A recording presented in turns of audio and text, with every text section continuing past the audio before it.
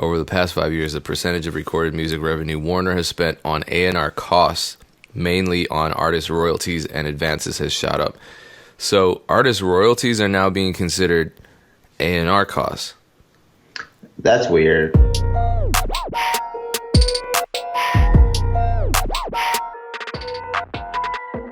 Peace, what's going down? It's DJ Payne 1. This is the Music Entrepreneur Club podcast, episode number 30-something. Damn, how are you feeling? Feeling all right after a pretty terrible week last week. I know you're sick now, and I'm sitting here with a broken nose, although I know it doesn't look broken. So luckily, my eyes didn't black up and my nose is not on the side of my face. But last Friday, I definitely broke my nose playing ball. Last week was just a mess, man. This week has gone a lot better. Made a lot of progress on the MEC tour, lining that up for early May. So if you're in the Midwest, we're going to be announcing the MEC tour pretty soon. The site will be updated. If you go to the site now, it's not updated. It still shows the information from our last East Coast run.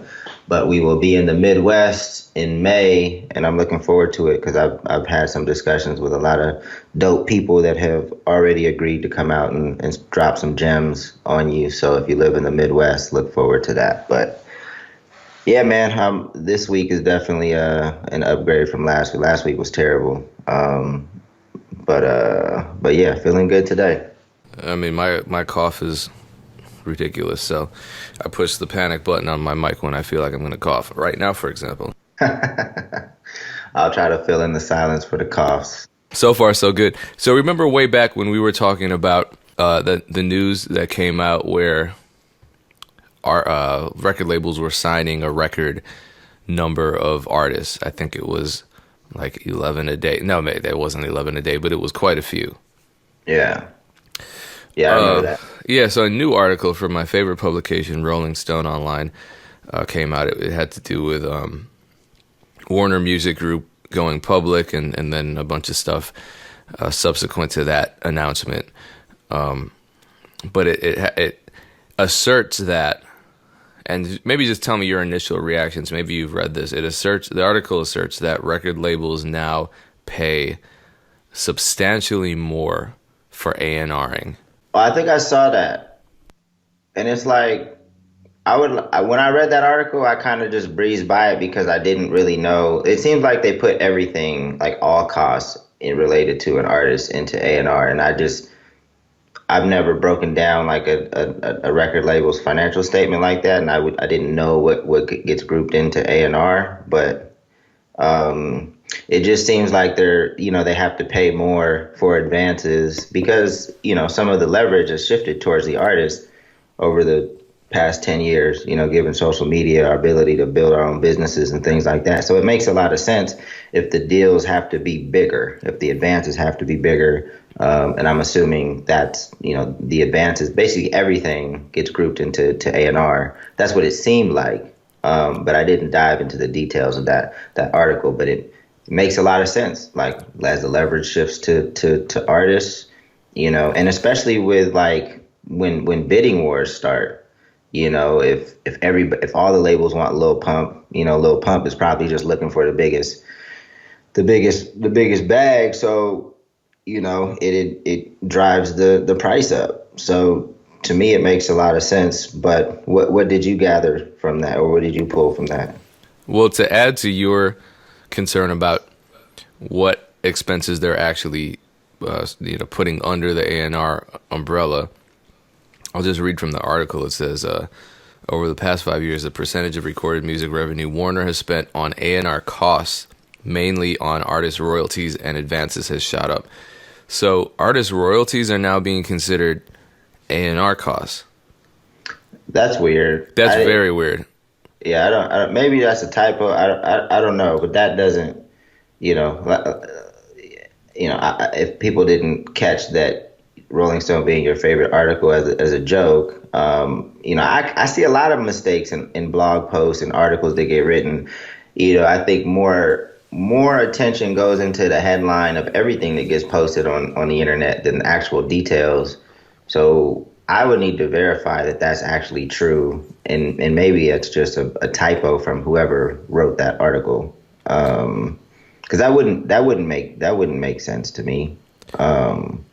But maybe that is how they account for royalties, and they put that under A&R as well. I have no idea. Well, especially since there's no conversation about marketing, you would think marketing would be a substantial portion of. I mean, if we're grouping basically every expense incurred by an artist, or any kind of expenditure that the label has that has to do with the artist, then may as well throw marketing under the umbrella. But my thing is, if they're actually signing, do you remember what the number was? It was some. Let me search. It was like one a day. So I think it was something like one or two. It came out on average to like one or two a day, something like that. So, yeah, I mean, if they're signing one or two artists a day, then realistically, how big can the advances be? There's no way advances are going up. I mean, just by signing more artists, even if the advances aren't bigger, you're signing more artists. Like, right. And some of these artists are, people that are going to require a huge advance, like Lil Pump did. And then some of them are just getting snatched up early in the hopes that they do become as successful as a Lil Pump. Not sure why I keep mentioning Lil Pump, but I know that he signed for a big number. I guess that's why. But some of them it's going to be a smaller number, betting earlier in their career before they have viral hits. They see potential. I think that's the game that they're playing. That's the game that they played 20 years ago. Like most of the albums probably didn't do as well. And then you had one Usher or one, whoever that kind of like carried the label. And now you're placing a lot of bets on a lot of up and coming young artists in the hopes that one is a Lil Nas X. So I think it makes sense that the costs are going up, placing more bets, leverage to the artists. So some of the deals have to be, bigger, and there's bidding wars. So, it's driving the price up. So it makes sense to me, high level. The details would be interesting, though. I just don't got the time to dive into it. I don't think the details are in the article. So no, they're not. And I wish. I mean, there's some really obvious questions we can ask, because Lil Nas X is a great conversation piece, because obviously he's a shining example of what I think should have been talked about in this article, which would be the as you mentioned, the rising leverage of an artist today, a viral artist today, and then the proportionately higher advance that the label would have to pay to match that leverage, but also juxtaposed against the almost non-existent demand for artist development and inversely proportional marketing costs. In other words, you have a little Nas X that comes along and he goes viral on his own, and all the label needs to do is just pay him enough money for him to say, yeah, I'll sign to you. Because it's not like they have to work Old Town Road. Old Town Road's already on the rise. Kind of like, and here I go, risking being the label, super supporter guy. But, it can be viral. But then if you want it to be global, if you want to Lil Nas X went on, it looked like, a pretty heavy promo run. So the travel, the global infrastructure that a label has, a major label has, to take a viral hit, and then, your presence is demanded these places too, to kind of keep that momentum going and to really take it to the next level, and to set that all up, set up radio, set up festival plays, like, and I think that's what like probably K-Camp was demanding, right? Like when we talked about him not getting the support from the label, the dance was taking off, but I think he expected, that next level support. Okay, let's tap in with radio. Let's tap in with, how come I'm not getting festival plays? How come? And we don't really know the answer to that, of what research or if any analytics came into play of like, okay, this is a TikTok hit, but we probably can't scale it to radio because of X, Y, and Z. Or maybe it had nothing to do with analytics. Maybe it had to do with his attitude. We just don't know. But I think that's the difference, right? Like maybe the story wasn't there. There was a story, Lil Nas X. I think there's a more interesting and newer story there as opposed to K-Camp, who is kind of been around for a minute and kind of goes up and went away for a little while. And then, he kind of reemerges with hits. So, yeah, just don't know. Well, he reemerges with the highest viewed TikTok viral song in the history of the platform, which is to say, I think more plays than Old Town Road, at least on that platform. Yeah, but correct me if I'm wrong, but like the beat, like I don't even think the lyrics play when they do the dance. I don't even know the lyrics to that song. All I know is Renegade, Renegade, and then I just see them dancing. I mean, it's a great look for Renegade, and shout out to Renegade, and I appreciate him allowing me to interview him. And we did talk about what the expectations were with Interscope. His point was that once you sign to a label, your work does not stop. Your work starts. And I think that's a point that you can agree with him on. I'm pretty sure I've heard you say that exact thing. But when it comes to A&Ring and you have somebody like a Lil Nas X, your risk is minimized. I mean, yes, the label's going to have to invest. I don't want to say the label doesn't do anything. And if I implied that, I shouldn't have. They're investing. They're scaling up what he's already built for himself organically. But before, 20 years ago, you didn't have this amazing focus group, which is social media now. Labels had to do a lot more work on a song that they only had a hunch about. Now you look at the internet and you say, okay, well, this song by an unsigned artist is already viral. No matter what, our risk is reduced if we sign them and give them a bunch of money. Greatly. But you still have, to take it to that next level, to line up the Jimmy Fallon and the Jimmy Kimmels and the Ellen, and to like take it real mainstream, I think you're going to need a major label type infrastructure and, their PR connections and things, radio, things like that. Because radio definitely takes it to a whole nother level. Yeah, you're going to need it. But I don't know. I still think it makes it easier.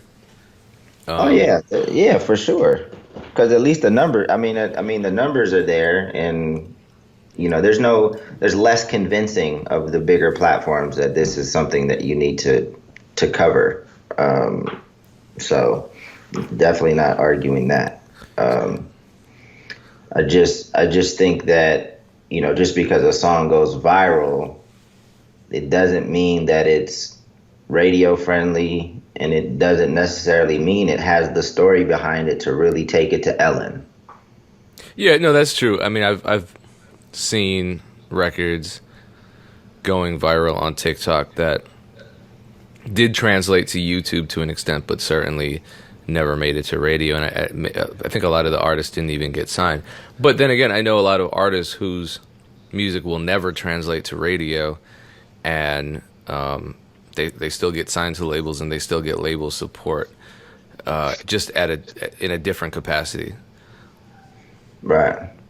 Yeah, every situation is different, man. That's why I think it's important to just have these conversations, and it's always better when we have more information. That's why I'm hesitant to talk about a lot of stuff unless I'm, directly involved with it. Or if I do talk about it, we got to talk about like 3 or 4 different possible scenarios because we don't have all the details. So let's talk about some other controversy you caused. Because you went on, I think it was Instagram. You're laughing at me while I cough up a lung. As I told you, we should have did this tomorrow. I don't know why. This cough is going to be here tomorrow. Anyway, talk about the controversy you caused, since you're gonna laugh at me if I even choke. No, it was most people agree. I posted, about these showcases that I see, and I see them in a lot of different cities.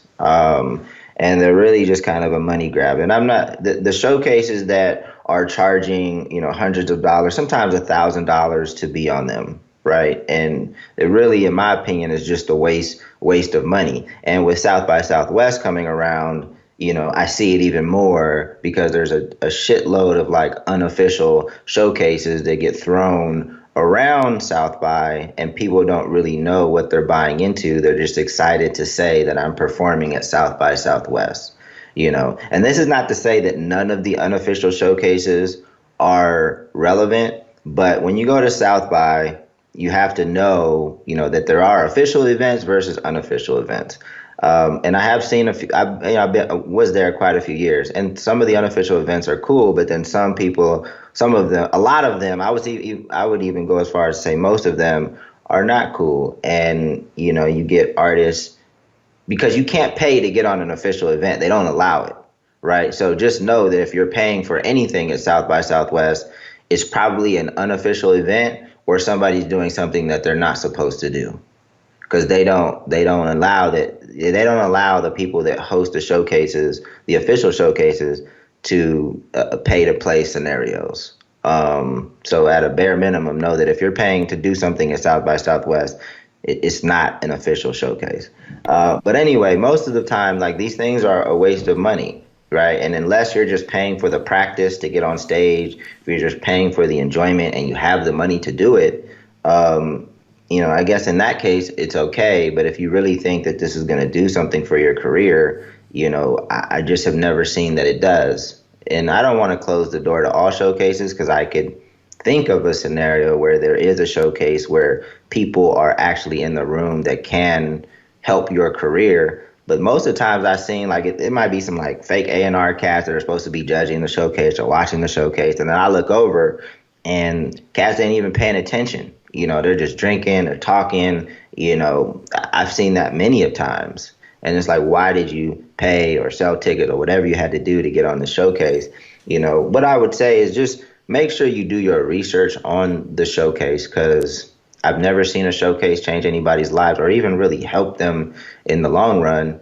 So just make sure you do your research before you give these promoters money to get you on the show. It's a really lazy way of putting on a show. There's probably a couple like events in LA that have a brand in and of itself where it's cool to perform at them, but a lot of times these promoters are getting the money from the artists. Like, if I was a promoter, I would try to curate an experience that brought people out that are going to enjoy the show. So I would hope to get the money from the tickets that I sell coming to the show and maybe a percentage of the bar. Like, if I'm banking on getting all my money from these thirsty artists that are just want to get on a stage, that's out of pocket to me. And that's typically what I see from these showcases. And that was what I was warning against. And I think the few people that did bark back at me were on the promoter side. So I understood why they, didn't want me to say or post the thing that I did. So that's what it was. South by Southwest could be an entire conversation, an entire topic for a podcast in and of itself. Because I used to go there quite often, and I DJ'd for a showcase, and it was actually packed. And at that particular showcase, there was something unique about that space, though, because I met everybody from Freeway to Wiz Khalifa there, and so there was a lot going on there. I would walk away from that showcase and go to other venues, and it would be, a spot where there wasn't even a stage, and people were paying to rap for basically a crowd full of inattentive drinkers for 5 minutes. And that kind of depressed me. But I still think there's this notion that if you perform during the South by Southwest event week, that's somehow, like a badge of honor. And at this point, I don't know that it is. The showcase that I was DJing at, there was, it was prize based. It wasn't just pay to perform for some people and get a high five at the end. So yeah, I think it just it needs to make sense for the artist, but that's where excuse me, having a vision comes in, having a plan comes in. And for some artists, maybe South by Southwest, as expensive as it is part of your plan. They do have that educational component now. I mean, I spoke on a Bestars panel there recently. I mean, not recently, a couple of years ago, and that was cool. I mean, it felt more like a A3C, which I can tell you I learned a lot from. So if it's a learning thing, cool. But I think a lot of musicians think it's self-promotion heaven, and it's not. Well, South by is a dope event. I would encourage all artists to get down there and experience it at some point. I haven't been in the past couple of years, and I know that it changes and evolves, but at least the panels and discussions they have, I think, are really top notch. At least they were when I went. So it's a valuable experience. I'm not putting down South by Southwest. I'm talking about paying to get on showcases. And again, at South by Southwest, if you're paying to get on a showcase, you have to know that it's an unofficial showcase, yeah. which can be cool. But because I think I went to a couple of showcases that were, had a lot of people in them. But even if they have a lot of people in them, depending on how much you paid, like, it's still not worth your money unless you just have it. What I think happens is, artists that don't experience much success, they start to get desperate. And, people know you've been working at being an artist. They're not seeing any progress. So when these opportunities come up to make it look like you're having some type of success or progress, you'll pay for it just to make it look like you're moving on social media when you're really not. But it's just kind of that pressure because people know that you're an artist and they're expecting you to progress, and you get desperate when your shit is plateaued and you don't know what to do. So you start paying for likes and paying for views and paying for streams because people need to see that you are moving forward even when you're not. And I think that's when a lot of these things happen. Or just lying. I mean, and that's something that really hurts me to see when an otherwise talented artist goes on social media and starts. I think the most common thing, rather than paying for likes and paying for views, is just going on social media and posturing and talking about what you're gonna do. And I just had a meeting with so and so, and this is big things are coming next year, and just watch to see what happens. And it's like, please don't ever do. If anybody is listening to this right now and they're thinking of doing that or have done it in the past, don't do it anymore. Stop doing it. You're setting yourself up for failure. Payne, what's the percentage, because a lot of cats will be like, my team's taking over next year. This is going to be our year. We're going to kill it, yada, yada, yada, at the top of the year. Like, and then you look back a year later, what percentage, and I'm sure you've seen those type of posts all the time. But so what percentage do you actually think, killed it that year and really made some substantial progress? I very low. I mean, maybe 1% with a 2% margin of error. But my thing is, anybody who's at the point where they're broadcasting some vague promise of success without a timeline and without specifics is probably just doing that because they feel like they need to say something. And it's unfortunate because if you have a plan, you're just focused on working the plan, and within a plan you have milestones. or benchmarks, whatever you want to call it. So if your plan is to incrementally build up your social media following, I don't think that's a great long-term goal. It's not a long-term goal. It's not a great all-consuming focus. But let's say that's a benchmark towards something bigger, like becoming a I don't know what it would be. I don't know. Build some kind of fan outreach. You want more fans. You want 1,000 fans that you can monetize, and that's your plan for the year.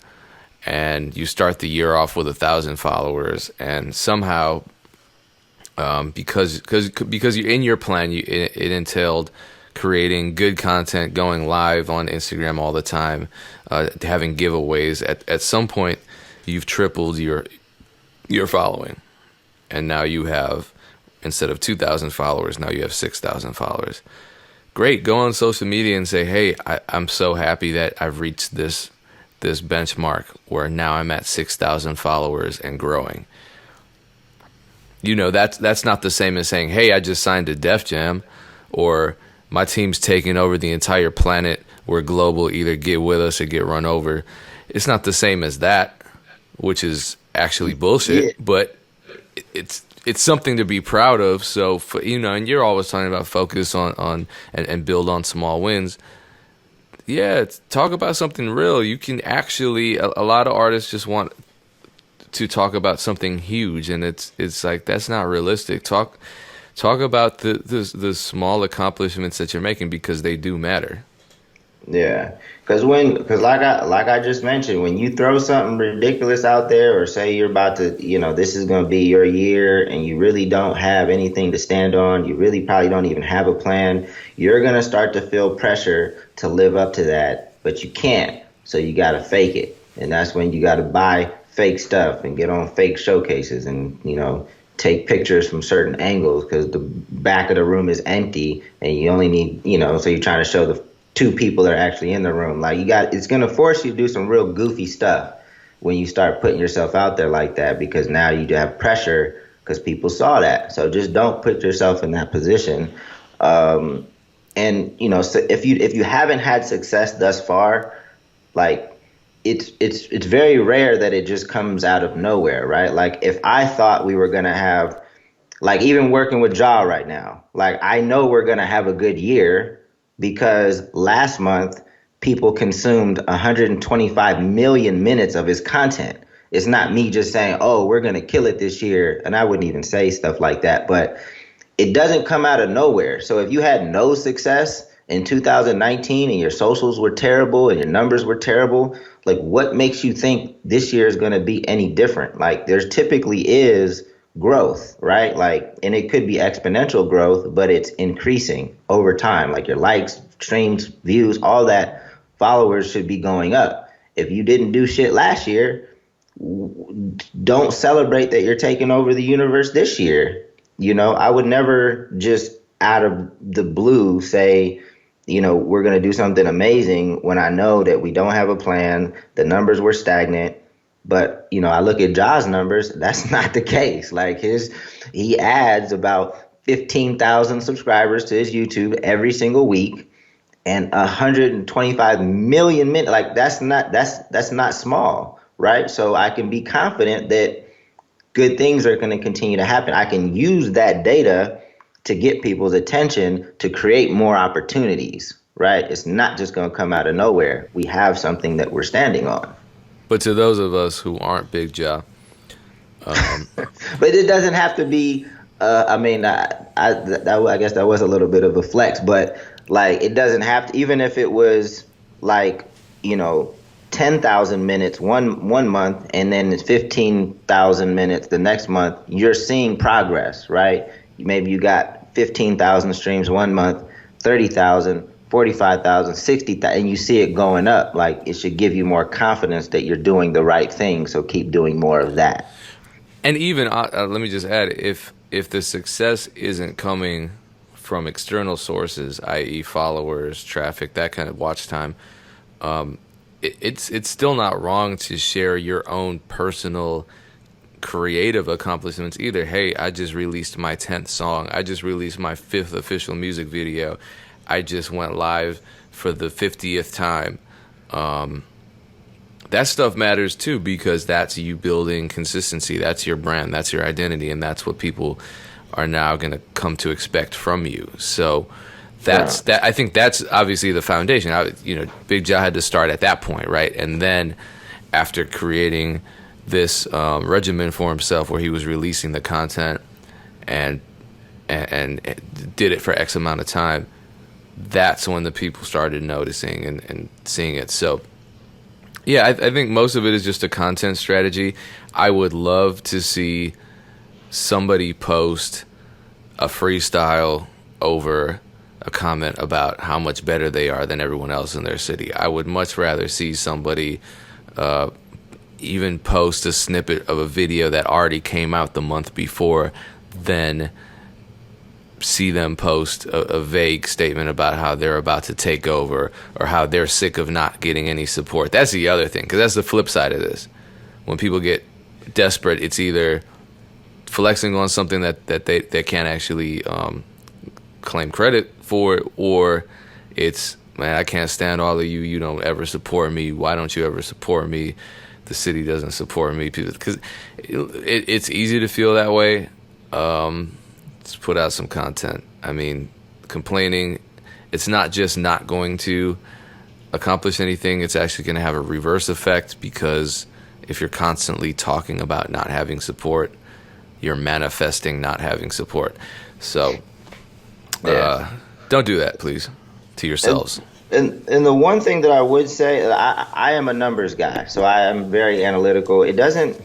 I think eventually everything has to translate to some number, right? Like if you're really moving, it should be evidenced in some type of number, or views, metrics, all those stuff does have to go up.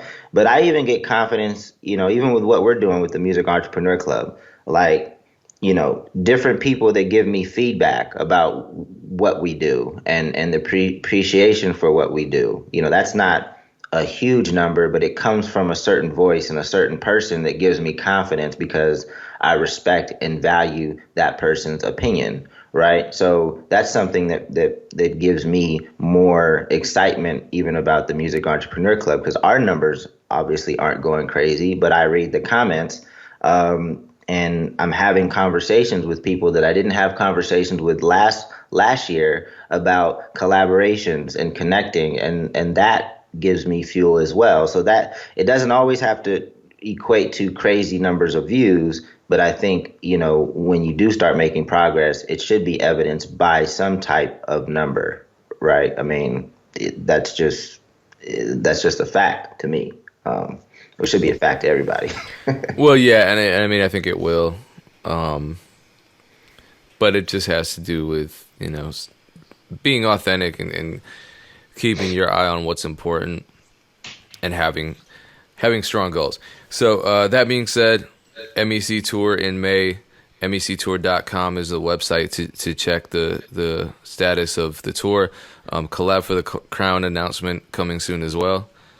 Yes, but the MEC Tour, for the Midwest Tour, the site will be updated by the end of this month, and hopefully there's a reason why the Collab for the Crown contest got punted a little bit. It'll definitely start latest early next month. But once we announce the contest, we'll be able to say why it was kicked back a couple weeks, but that will start. And for people that are just hearing this for the first time, Collab for the Crown is our rap contest where you have to work with another artist in order to participate, hence the name Collab for the Crown. We're trying to force you guys to do what you should be doing already, building and working with other people, making dope music, making dope visuals, and promoting yourself. So, we look forward to that. We got some cool stuff lined up. So yeah, that and the MEC Tour is definitely going to keep us busy over the next few months.